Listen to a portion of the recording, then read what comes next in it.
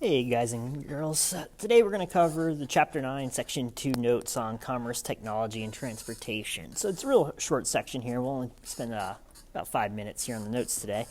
We'll cover key concepts 4.2.1a, and entrepreneurs help to create a market revolution in production and commerce in which market relationships between producers and consumers came to prevail as the manufacture of goods became more organized. 421b, innovations including textile, machinery, steam engines, interchangeable parts, the telegraph, and agricultural inventions increased efficiency of production methods. And then finally, 421c, legislation and judicial systems supported the developments of roads, canals, and railroads, which extended and enlarged markets and helped foster regional interdependence. Transportation networks linked the North and the Midwest more closely than either was linked to the South. So we'll touch on parts of each of these key concepts today in Section 2 and then later on this unit. So we're going to look at 3 areas of significance: canals, steamboats, and roads, and then look at the social and economic impact of each. So starting with canals, they're going to become vital for the transportation of goods. The Erie Canal especially will open up New York City to the whole Ohio Valley, thereby transforming the city into the commercial capital of the nation. The canal is also going to dramatically reduce shipping costs and connect isolated farmers. Now, they now have a way to get their crops, their goods, to market.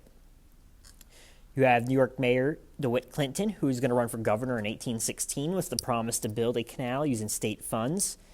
He proposed that the canal would run from the Hudson Valley directly to Buffalo on Lake Erie, and the plan called for an unimaginable engineering feat for the time. But Clinton found engineers willing to experiment with new approaches to construction. Goods and exports that had cost $100 a ton to ship from Lake Erie to New York City before the canal now shipped for $9 or even $3 a ton. So that's a dramatic decrease, well over 90% in some cases. Farmers in upstate New York and Ohio can now get their crops to international markets through New York Harbor. The Erie Canal cemented New York City's place as commercial capital of the nation. So canals played a vital role in the development of our economy. Let's look at steamboats here. So the development of the steamboat is largely credited to Robert Fulton, developer, creator. He increased the steamboat, I should say, increased the speed of shipping goods and allowed for shipping to move in more than one direction. Before, shipping goods over the course of the river required you to go with stream. New York Harbor and adjacent areas had become a hive of steamboat activity for both commerce and passengers, and now many steamboat lines competed for trade.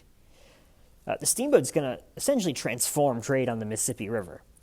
Prior to the steamboat, farmers would float down the river and ride a horse home. Again, as I mentioned, depended on the course of the river, which direction it flowed, how you could ship your goods. But now with a steamboat, you could go upstream or downstream.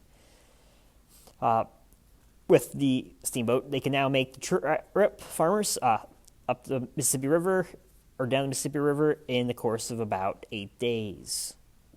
So again, greatly impacting the economy. Lowered costs to ship goods, less time equals more money.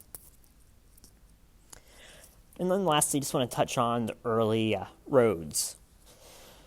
So roads are also going to play an important role in establishing a national economy. The national road is going to connect Maryland to eventually Illinois with the route of crushed rock.